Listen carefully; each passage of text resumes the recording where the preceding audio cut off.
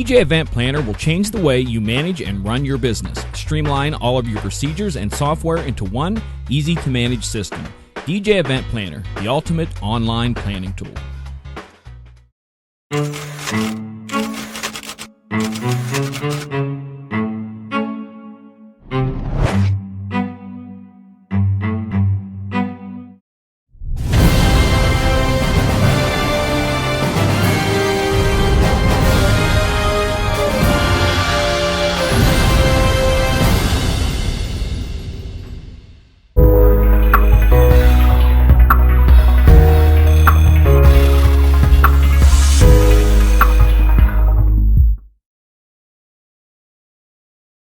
I was running off generator. Okay, we're live now. Oh, we are. Oh, hang on. 3, 2,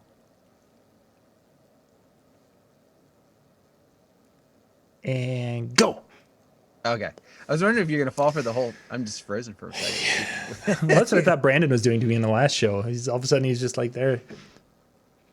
And it's like, what, huh? But he actually was. He actually really was. I thought he was so enthralled in what I was saying, but I should have known better. Well, welcome everybody, and thank you very much for tuning in on your Monday evening. I know there are a lot of interesting things happening, Green Bay, Detroit, baseball, all that kind of good stuff, but you chose to spend some time with us, and I thank you very much for doing so. We've got a pretty interesting topic tonight. I think this is one of those that a lot of people are looking for insight on, whether we are going to give you the golden ticket or whether we give you a few things to ponder. Either way, I think you're going to find some very interesting information. But tonight, we are going to be talking about how to organize your music. Excellent. Make it a little bit better. And of course, with software, unless you're using Megaseg, if you're using Megaseg, it's naturally easy to manage your music. It just happens. Actually, there is a cool feature in that when you import songs, you can put a tag on those, so you can actually manage your music with adding an additional tag to it as you import the songs. And that's one of the things that in Virtual DJ might be there. I haven't figured it out, but there's some capability there. We're not going to talk about that beyond this point. So if you want to hear more about that, you're going to have to come in and talk. The night MJ's on Wednesday night with Music and Mixing, ask him about managing your music and Megaseg. Happy to get you there. But for tonight, we'll keep talking about it. I'm going to have to use the restroom.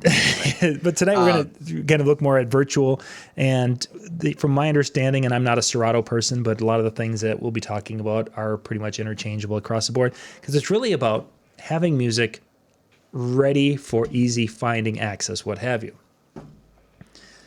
Which is one of the, probably when I went digital, was the biggest downfalls or uncomfortable moments is you went from having CDs, and you might have your CDs organized by genres. Okay, I had all my country CDs over here, and I had all my pop over here, and I had, or if nothing else, it was just alphabetical. But in my case, it was all the country was here, all of the compilations were here, and all of everything else was alphabetical. So, and I knew where things were. Oh yeah, if I want, my Bob Seger, it's right here. You just knew that.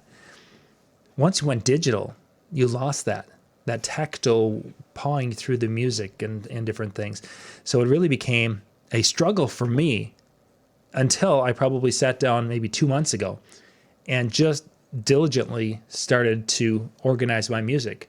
And that's something I'd like to hear from you guys tonight too, is how are you organizing your music in these folders? There's so many ways to do it. DJ Rez, my folder are all messed up. That was pretty much, unfortunately, the way my folders for 2 or 3 or 4 years, however long I've been doing virtual DJ, they were just a total disaster. And I found myself with printed music lists from back in the day to a point, and that's what I was referring to, because it's like, oh my gosh, I don't remember what was I doing, and I didn't have the looking back at the last played stuff from last spring's prom, and here I am doing a high school dance. And it's like, I'm brain dead. What do I do? So tell me, Dan, you were probably much more proactive with this, and you probably started out and organized your folders, and you were like, yeah. Actually, well, I will say this. When I first went digital, I felt like I was better than I am now. And it more, I think it's more along the lines of the quantity of music that I had at that time versus what I had now. Because when I first got started, very similar to what you had, I had pop rock is what I called it. I had my country, and then I might have my, my category of like things I need to have but don't really want to. Just the category of different songs, and I had my songs that had intros to them were on these types of CDs, and it really it was nice. And so when I transitioned to digital, that's what I called all my folders. It was whatever I was calling my CDs, I called my folders, and I just dropped them in. And so it became very similar, if you will, at the time. But I wasn't in a music service, so I was buying a lot of individual tracks at the time, and it was very early in some of my collection of music, I guess you will. As I've gotten into the music services and the pools and that kind of thing, I'm getting all these songs daily, and it's like, well, you know what? It's storage space. It's easy storage space. I'm just going to drop them in. I'm going to have them. And I found that I was now creating folders that had too much songs to just skim through quickly. Sure. And that's been my biggest issue at this point. Or I shouldn't say at this point, but as I got into my organization, what led me to kind of going, okay, I've got to have a better method than this. I mean, I can't scroll through 3,000 songs with a little twist knob on my controller, or even using the up and down arrows or my mouse pad. It's too much. Exactly. I gotta get to this song. It's there. I don't want to be in this BPM. I want to be up higher. And now I will say this: MJ, I should have taken a better peek at his when we were at the Irish pub. I really should have, because I know something that he does, but I didn't take notice to if he has one folder or if he has multiple folders. But you talked about the tagging. MJ tags the heck out of everything. He does. Tags and cue points. Exactly. I mean, and I get the cue point thing, especially with what he does. I get the cue point piece. The tagging, he tags everything. So to the extent that it's just a matter of, I'm going to do this and I'm going to look for this, and boom. And now it's just those songs. I like the search. I like the search. So I even when I had my CDs, I had the printed list of what was on what CD, alphabetized in one part of my book, and by BPM in another part of my book, and I could just skim through it and find. So I like that search aspect. Yeah. So the tagging was a little bit different for me. I haven't tagged mine. I don't tag mine. MJ's probably like rolling over in his grave. What do you mean you're a DJ that doesn't tag your music? I am a DJ that does not tag my music, MJ. Deal with it. But it was just one of those things where I felt before, because the music wasn't as many songs, that it was a lot easier to just say, okay, well, here's a category of just all this type, and it was enough. So we got a few things that are being thrown up in the chat room, and this, please, if you've got something you do, put it there. We have like a half an answer. Truthfully, this isn't our forte, and we didn't want this to be something where you guys are coming in and like, that, oh, we're going to be the experts. Not even close. MJ, much closer to an expert on this one. But you guys have got some things you do. Like Chris mentioned smart crates. And smart crates, if you are questioning what that is, MJ has, and again, on a Music and Mixing Wednesday night show, he will go through and show you. But he's done some incredible things setting up the parameters of a crate, a virtual folder in essence, and it will find songs that fit that criteria. And you can do different things with the criteria to sort it down. And that's an incredibly easy way to manage and handle a lot of your music.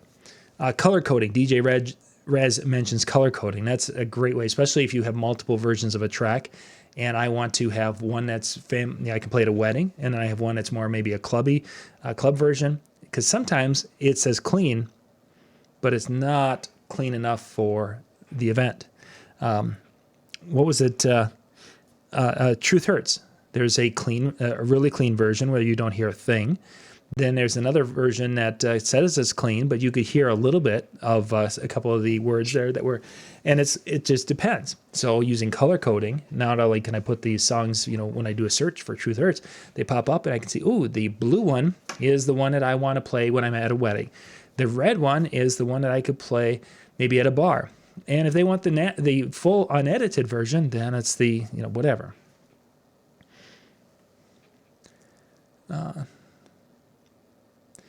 Fixing and filling in the metadata, that is a huge one, especially with the old ones, because when we first ripped songs in, they were so, and Mike's made a great point of talking about that. That's something why it's taken 2 months for me to really get into what I've been doing, is I have been going through and fixing that metadata and writing the tags, filling all that information in properly. What I've been doing is I have my by the year, because I've been with Prime. I was with Prime Cuts for a number of years, and then Promo Only has started to do this, where at the end of the year they would put up the best of the year's songs.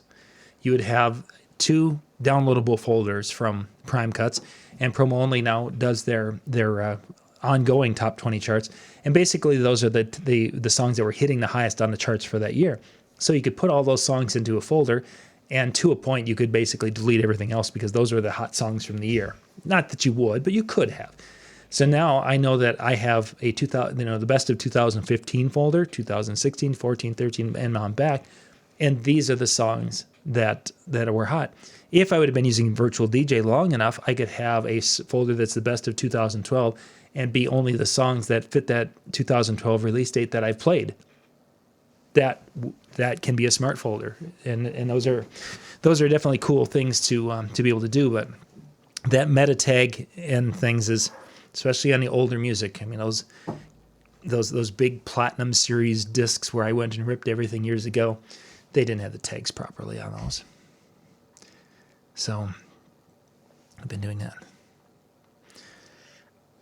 Do you find, as you're doing your organization, do you find yourself, how do I want to word this? What criteria, I guess, do you have for creating the folder that you have? Maybe we back it up even farther. What are some of the breakdowns of the folders that you create? Like let's say within your, because you even mentioned, bar or wedding or whatever. Let's just go for wedding to start with. Yeah, and that's pretty much what I am. I do weddings, and I do probably a handful of high school dances a year, if that. So I'm basically a wedding DJ. I did the best of, because those were just easy to do. Then I have, because of Promo Only with their pool, they have the top 20 that they release, or they keep adding songs. So they have a top 20 video, they have a top 20 mainstream and rock and dance, and those are folders within on the side. And what I've got is I've got the top 20 from 2019, I've got the top 20 from 2018, and so on. So that way, I don't have this overlap. And yes, there's some of the songs that somehow have gotten into both folders, and I don't know how I screwed that up. But that way, if I want to just go to that folder and find the hot 2019 songs, they'll be there, or the videos, they'll be there typically. The area though was with the older things. I went through and I have my dance floor hits folder, and I did this partially because I wanted to manage my music as Michael and Brandon are getting into it, my 2 sons, that it's kind of a quicker and easier way for them to access it. So I have gone by decades, and part of that was because of DJ Event Planner. They go through and they put out the best of, the top 200 of the 2010s, the 2000s, the 90s. So I went through and started making those folders. So I have a dance floor hits folder, and then a subfolder of that is 2010s. And then a subfolder of the 2010s, I've got the slow songs from that era. And I started dumping those most requested songs from the DJ Event Planner system, and DJ Intelligence and other ones have those lists also, but they don't sponsor our channel, so we talk more about Event Planner. And that's who I use. Once I get done doing all of that with coming off that list, then I started adding songs that I like to play, and I've just been as I'm doing weddings and such, and you come with that, oh my gosh, that's a great song. I've been adding to those folders. And we've done some music shows on the channel here where we've gone and created some folders. We did an 80s cocktail night where we just kind of pulled out some eclectic, oh my gosh, I remember that song type of 80s music. We did that in the 70s and 80s. Those are a couple of specific folders. We did an older country night. That's another specific folder that I can, when I have a country crowd, I don't get the people coming up and saying, hey, can you play a brand new country song too often anymore? It's basically, hey, can you play something country? Great. What do you want? Oh, I don't know. I want something kind of newer. Like maybe something for like Friends in Low Places. Oh, yeah, that's newer. Yep. So to a point, my country folder is pretty much anything from the 90s, and that works in our situation. But that dance floor hits, I've got a 50s, 60s, 70s and on up by the decade. And that seems to have been working really well. And now Brandon, he used my same layout. He actually used my computer this past weekend. And it worked wonderfully for him because when he's doing a 70s song, he can go to the 70s folder and he can go and find something. It's like, oh yeah, that's a song. And it's about the same, similar tempo or, maybe just a little faster. And and off he goes because he can see that. So that has been a huge help. And it's made me taken my stress level down instead of now having to say, oh my gosh, a 70s song. And I would type in, 70s trying to see if a search would pop something up. Well, no, I really needed to look for a 71 or 1972 or 1970 because the tags on some of those are that specific. It's not like you can go by the decade. It's by, so yes, you can go type and search by a range from 70 to 79. But when you're stressed and you've got 30 seconds before the song is over, you don't remember that kind of crap. So do you find yourself using, so let's focus on virtual DJ for a moment. Do you find yourself using physical folders or do you find yourself using more virtual folders or kind of a combo of the two? Because this is probably where I probably created the biggest headache for myself in the long run, where I need to get better at my organization. For the longest time, I had virtual folders, or in Serato as crates, that I'd put everything in a physical folder and then I would just dump it into the virtual. So basically the virtual was the same as the other one. Yeah. Then, I think I have MJ to blame for this part. He told me about the whole thing of, well, if you've already got them in a physical folder, you can just have it create that. Yeah. And now you do the recurse and it's there. But now I'm into the situation kind of where I was at before, where now, just like what you said, I've got too much. So now I'm trying to find the right balance between virtual and physical folders. Yeah. So do you have everything in one and dump to the style or otherwise? I pretty much, I've got them broken down. There's on my system, there's probably 15 different folders that are my prime folders that I'm working from. The older country, I've got the 70s cocktail, the 80s cocktail, all those dance floor hits one, a miscellaneous one, introductions, wedding party introductions. And then I went through and then took the some of the wedding specific slow songs that I wouldn't play somewhere else that are probably just something that you'd use at a wedding. Basically the ones where you get to that point and it's like, hey, can you play a slow song next? Or, one more slow song, and you're like, yeah, great. And then they're like, which one? Oh, whatever. And you're at a wedding and you want to play something that's somewhat specific or appropriate for that. That's what I've gone to. But most of my folders are virtual folders, and I've gone to that reason because then I can move things, drop things in, and everything's happy and good to go. I haven't been doing the main folders, and yeah, I suppose I think there are a couple of them there. But I've just gone to the virtual folders because I'm moving things in and out, and I wanted to just make sure that was happening. Now with that, I've taken my virtual folders. Let's take the 2000s folder. I'm pretty happy with what's in there music wise. There's a lot of great stuff in there, things that most DJs aren't thinking of. So I've exported that folder to a separate device. The thumb drive stuck it in there, and I exported all those dance floor hits so that I could move all those songs to my iPad.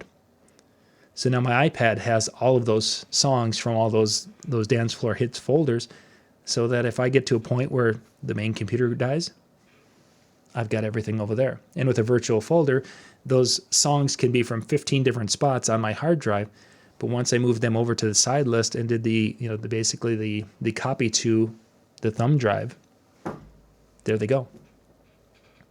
You just blew my mind on something, I think, because that was partly one of the reasons why I think my physical folders got to the point that they did, to the point that I have like things in different spots and just kind of, freaking out from it. It was from the standpoint that I wanted to dump that onto my onto my iPad as a playlist, so that way I could find it quickly if I needed it, and etc. So I was always creating a physical folder. So for example, when we take those top 200 that happen, at the end of the year, I was creating a physical folder for that. And then I just threw that on my DJ computer because it was like, well, that, now I've got it there, and I dropped it on my iPad, so I have it there. Whereas if I've got, sometimes 3 or 4 different locations of the actual same song because I've got them in all these physical folders. Yeah, and that's something I wanted to avoid, is because then you end up with 6 different versions showing up, and all 4 of the 6 are the same. It's the same song, just in different locations, and I didn't. I started that on the very first. I'm on my 2nd generation of my music library. I had moved over and I was running with virtual, and doing some things, and I didn't like how it was just becoming a mess. So I went back to the original, the original version, and pulled some of those back over and started over, in essence, because it was just becoming this thing. Jonathan mentions here, created virtual folders by decades, which is kind of what I was just talking about, but inside those of going by genre. And I thought about doing that, but in my situation with weddings, there's really not a ton of genre. Yeah, there's disco, and there's some things I could have gone disco and rock, like in the 70s, but I really didn't see enough in my situation, enough of a need to divide them out. And when it comes to the country music, country stuff for us can be anywhere from 90 to today. I mean, I can play Body Like a Back Road, and I can follow that up with something, Watermelon Crawl type of thing, and they will go over equally well with the same group of people, and they'll know all the sing along to both songs. So the country was almost, to a point, almost semi-ageless, we'll call it, for lack of a better way to describe it. And then the pop and the different things could all fit in that decade folder. So I didn't break them down that much. If I were in the bar, when I was playing in a bar regularly, oh yeah, I would have done, as Jonathan mentions, is having the decades folder, and possibly even going even tighter than that, going by year within that decades folder, which can be kind of a pain because then you're having to peruse through so many folders. But when I was in the bar, there were some times where we were playing it. The 1998 songs, we were just playing that 1998 songs that night in the bar because I only wanted the stuff that came out, that year or whatever. That used to happen back in 1998. Well, that's I'm kind of in a similar situation where I created my physical folders based upon the decades, and I kind of did it because kind of where it started from, I had a couple class reunions come into play, and I'm like, okay, this will be an easy way. Like maybe I should just kind of focus on having these decades. And then you get into some of the weird areas, especially like when you're talking like a funk. So do you want 70s funk? Do you want 80s funk? Like there was that kind of weird, like, okay, where is this going to go? Like, and so now, it was one of those where I was like finding, okay, not really fits into a year, but I don't want to get rid of the year. So it's just like, now it's another folder and another creation. Bob Powell and I talked about this at Atlantic City, and he has very similar to what you've kind of hit on, where he'll have his decades, have everything in a decade, and then he takes those hot songs. He takes those the from the list that they come out, every year, and he makes sure that they're in their own virtual folder. So that if he has someone that comes up and says, hey, can you play something from the 80s? Or if he has a theme night of something going on, whether it's a corporate or a private party and they want this theme, he's in that folder, and he's hitting those types of songs to be able to, again, 30 seconds left, the song's running out, what are you grabbing? Yeah, for sure. You're not searching, twisting the knobs forever trying to find something. So definitely.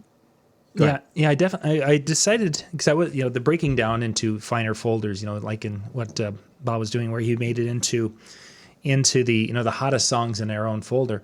I get that, but there's times where we're doing something from the 2000s, early 2000s, and to go and have to divide and go and look in different folders. It's kind of nice because in that I can go to that 2000s folder, and then you do the sort by which ones I played, and that is such a valuable thing. And the downfall becomes is that if I have some of them in this folder and some of them in this folder and some in this folder, I can't really search all three folders at the exact same time, or I should say put them all so I can see them conveniently in one window and have them all sorted by play count. So having it by decades is about as narrow I probably would do it anymore, just because I want to have it where I can see the whole decade and I can look at it and say, oh, I know from my own experience that, that's a later 2000s song.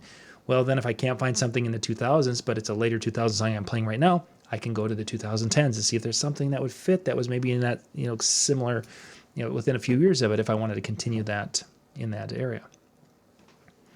I think sometimes what I struggle with in some of the breakdowns, and I think I may have misconstrued Bob's. I think Bob is doing by the decades. He's not doing individual years, but he takes like the top 30 or whatever it is from 2000s. I think we'll use. But I think one of the things that I kind of struggle with is exactly what you said, where I don't know necessarily where I'm wanting to go. I might want to go a little bit old school, but I don't know if I want to go 2000s or I want to go 2010s, like early 2010s, or I don't know if I want to go maybe late 90s, like somewhere in that vein. And so having one folder that I can search everything from that style has always been kind of where I think it goes back to that initial thing where I had everything in that folder or everything of that genre there. And it's always kind of that tug and pull of, I want to be able to see everything, but when I see everything, it's too much. Exactly. Yeah. And so it's always that fine balance.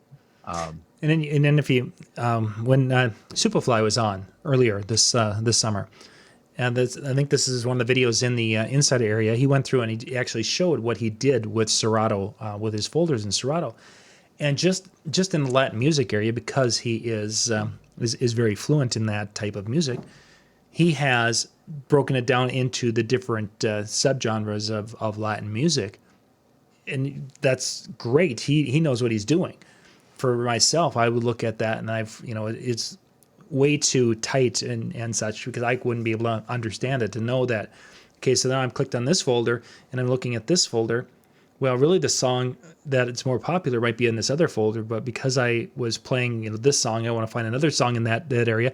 But really I should have made the jump to the one up here, because again, it can actually, I think if you have them your genres and everything too tight, you can actually hinder yourself in finding some music. Yeah, the new folder for each year, I could see that, especially if you were getting Top Hits USA as an example. Some of these companies will put out their recurrent, and that was a big thing in the 90s and early 2000s. And to put those recurrents into a by the year folder would be so great for class reunions. And I guess if I would get to that point where I'm going to be doing class reunions again, which I haven't done probably for about 10 years, I would, if it was the 90s, early 2000s, I'd probably go back to those recurrent discs and maybe rip them in again, just because everything I would need from that particular those 2 or 3 years that they were sophomore, juniors, and seniors, everything was on that, and I could put it into its own folder. Otherwise, if I would get into a class of 2002, I'd have to go to a Billboard list or something, because my folder's 10 years. From 2000 to 2009, and I have no idea what I'm doing. I will do. So you talk about new folder. I have a folder on my drive I call 2019, and it's all the pop, top 40, mainstream, and we'll say urban crossover, country crossover, the stuff that's coming on those top 40 discs in that, or top 40 like category and promo only. I will drop all that into one folder. So I always have the most current. So when somebody's looking for something new, I can go right to that folder and look just for that. They're like, listen, we want brand new stuff. Or when I'm doing a school dance, I'm in that folder first, and then I'll go into, then if I'm like, oh, you know what, I need to go back to last year. I need to go back 2 years ago, because it's from not that long ago. I look at a bigger folder than for the 2010s. So the new stuff's every year. I probably usually wait till about February, so there's at least a little something in there, February or March. And then I take everything from that year and I dump it into the other big folder, if you will, the 2010 folder, and start a new one over for the new year. How many, you mentioned, of course, having folders that just have too many songs in there. What do you find and in those of you in the chat room, how many is a very workable number of songs in a folder before it just becomes too much? What have you found, Dan? Or have you not found that number yet? I haven't found that number. I really haven't. It's I have one folder. So I have one subscription service that I use that is big for intros. Like they have, they'll have the regular edits, but the main reason why I signed up for them was I wanted the intros, the outros, and those kind of things. And so I have one folder that is everything that has come from that company, with the exception of the stuff that I've taken out because I'm like, listen, I got it and I've never played it in 10 years. And so it's gone. That's the one that's just way too massive. Sure. Because I like using it, and when I do a search for a particular song, that's the version I'm usually grabbing. But to try and search that folder, it's too much. I don't unfortunately have a number that works. But it because it also comes down to like how fast can I slide through, if I need to be at the end of the BPM or the middle of the BPM and I'm at the beginning, like how long is it going to take me to get there? And that's where I lose some patience. I want to say, like, my gut is telling me between 2,000 and 3,000 is like the max that I would want in a folder that I have to search. And even that seems like a lot. It really does. Travis mentions 200. Bill mentions, William mentions 100. 200, I kind of feel comfortable because 200 you can actually cruise through and you can see 20 at a time and you can get through that. Not that you'd ever probably need to go that far, because you're either going to decide to sort by play and play something you've already played, or you're going to be looking for something from BPM wise and going that route. So that's going to narrow down your search really quick. Okay, I'm at 107 right now in BPM. Well, I'm not going to really look at anything below 90, 99 or whatever, and I'm not going to look for 120. I'm going to be looking for, I want to go a little faster. So I'm like 110, 112. Is there something in that range? Zzz, there we are. Okay, look. Yep, there it is. I've got a folder that probably has, I think there's 3 folders that I made way back in the day that are all of the music, and they have the 2000, and I don't even look at those folders anymore. I've taken the songs out and put them into a virtual folder based on my decades, and I could go and peruse those folders, but it's like I might as well be searching the whole library if I'm going to do that. Well, and I think it also depends upon, are we talking about folders that we go to a lot, or are they talking about folders that we go to occasionally? So, for example, go ahead. Yeah, I think it's just the world or the folders in which we're just searching when you're in that desperation mode and you're looking for a song. Well, I mean, the folder that I tend to go to, kind of as my gut instinct, a lot of times is the top 200 folder. That that's my one I'm pulling from more often. But I have a folder of old school, like old school wedding, and that's the one that has more. And I want to say it's probably up to 5 to 6. Now, with that being said, there's like 3 versions of each song. There's the regular version, there's the intro version, there's the quick cut, or the quick edit. And so it's not 500 unique songs, we'll put it that way. So scanning through them, it still takes a little bit of time, but not near what I run into like in some of the other folders. Yeah. And that is nice. But as you know, Gus mentions that Virtual DJ 2020 is fast for searching. Oh, we actually found a bug in 2020 this weekend. Oh, I got to try to remember what that was. We ended up found the bug and we crashed the. It was a video codec. It can't handle anymore. Oh, yeah, and that could be because of there was a software update, not Catalina, but there was an update last week, a security update, and da da da da da. So it could be one of the two things. But yeah, Michael found out the hard way. Whoops. Yeah. Well, anyway, talking about organization, Gus just hit on another thing of the idea of playlists. You know, I know some people that use playlists like others use virtual folders. Mm-hmm. You know, not the idea that I'm going to hit autoplay and just let these songs play, but you know, if I have, you know, this style, I create a playlist and now I'm scanning through a playlist instead. Completely different type of animal there. I like the virtual folder a little bit easier. I feel like it's a little bit easier to drop in, and the search, I'm assuming, would work a little bit better than trying to search through playlists. Yeah, where playlists, what I utilize for playlists is going back to iTunes. Is that what's kind of cool about that is I've made it so iTunes has gone through and found all my music or identifies all the music and puts it in there. Then I can go and take a song and you do you can let the Apple thing do its thing with the Genius and let it understand everything or register everything. And then when you go and take a song from like the 70s and you can go click and then, you know, make a playlist out of it in Apple and, you know, take 100 songs. That's a really cool thing because there's times where I've done that and it's made a really cool dinner music mix. Or there's times where I've done that and it's found some songs that I'd completely forgotten. It's like having Brian Red in your, you know, in your back seat all the time. It's fabulous because there's times where iTunes is so far off. It's like, oh, these songs shouldn't even be on the same computer, much less on the same playlist. But there's times where that using playlists in iTunes and then transferring that over is a fabulous.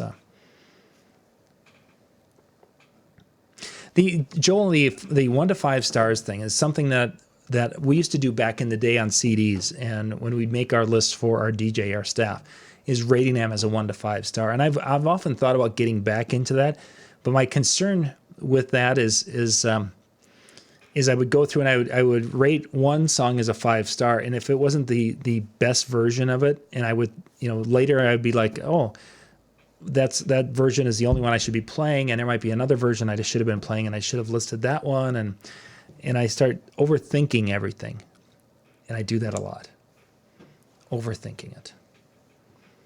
I like the concept, but I also, as an example, Pretty Woman. I have 3 versions of Pretty Woman that I'll play depending upon what I'm coming out of and how the song starts, what I'm looking to do. If I want, you know, my preferred one is the one off the Pretty Woman soundtrack. That one was the probably best digital recreation of the song, what have you. But there's another one that has a longer drum intro if I want to go with that one. And there's one that is almost has more of an a cappella feel. I could go with that one, depending upon what I'm doing. So I will say this. I mean, here's the thing, and this comes down to something we say a lot of times.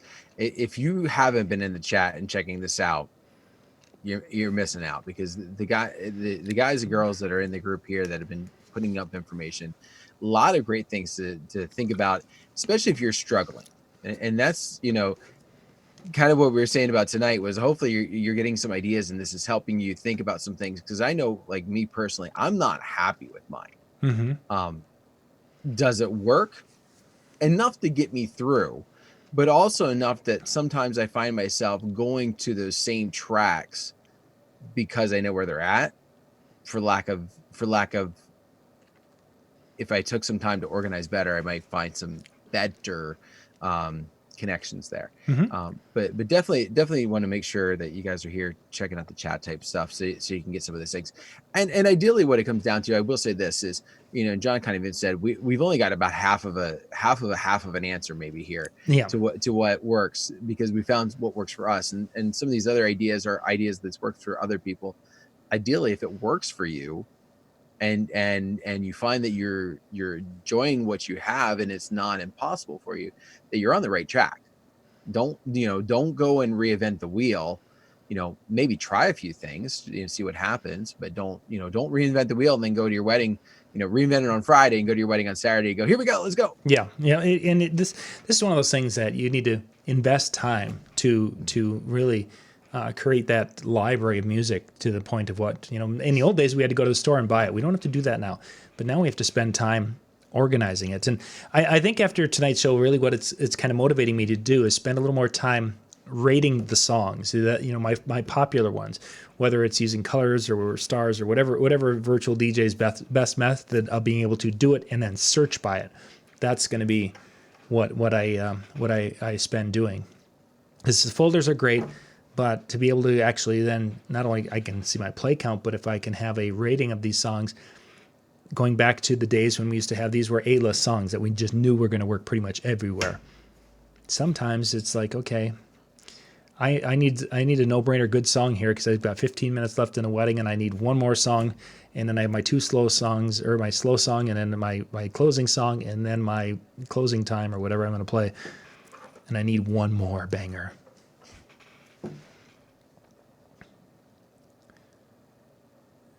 Went through every song in the library. Took him 2 weeks of working. Oh gosh, yeah. That I wouldn't want to go through. Day went through and put a lot of time into curating that library. I remember the first time we were ripping. We had on the kitchen table, I had 3 different computers, 3 different laptops. These were the old, the clamshell, the what is it? I think they were blue MacBooks at the time. You remember those? No. Okay. But I wasn't really a Mac person. They were kind of shaped like a clamshell, and they were colored, and that was the MacBooks at the time, or whatever they called them. And we had 3 of those in there, and it was open it, slide the tray out, click the disc in, close it up, and let it rip, and it would take like 45 minutes to rip a disc, and 3 of them going, ripping songs, and no. Yeah, and now I look back at I actually found one of the songs Saturday night that was a flaw. I had never played it until Saturday, and it's all of a sudden it went shh. It's like, wow, I haven't heard that noise in probably easily 5 years. My boys were with my youngest boys, and Ethan's like, what happened? Did you let air out of the song? Yeah, I did. Out of the mouths of babes, yeah. Yeah. Well, thank you guys for being with tonight. I think they had a good chat, and again, as Dan said, that the chat room was sharing some great ideas, and hopefully, for those of you who are with tonight, that inspired you to go look at some things, and if not, well, you may have it much more organized than we do. Oh, yeah. So what's on tap for this week? Well, tomorrow night, Brian Red is going to be just doing a Brian Red show. He'll go on, and I'm not exactly sure what is going to do, because we're getting ready to head to Louisville first thing Wednesday morning. We've got to be in Louisville by about 10 o'clock Wednesday evening, and it's a 14-hour drive. So that has us leaving about 7, 8 in the morning, somewhere in that ballpark, because we're going to be at the Green Industries show for the Weekend Handyman channel. So tomorrow night, Brian Red will be on at 10 o'clock Eastern. Then Wednesday night, MJ is going to be on doing a music and mixing show at 9 o'clock Eastern, I think is when he's got it scheduled for. But those will both be on the Disc Jockey News YouTube channel, which you can go out to discjockeynews.com/live, and that takes you right to the channel. And whatever live player is up at the time, that's where it will take you. Nice. So yeah, that's the plan. That is our plan for the week, and then next week we'll be back with the full slate of shows. Awesome. Well, thank you very much, as John said, for taking your time to join us, whether it was live or whether it was a replay. We greatly enjoy having you along with us, and thank you for all the love that you do send us. Some more great topics on the way. Some what ifs came in throughout this past week, so we'll be putting some of those secret things and great things together for you. And I hope to have a new topic ready for you. Make sure you check out the email Thursday morning. That gives you a little preview of what's coming up then the next Monday night. But thank you very much. Have a great night. Good night, everybody. See ya.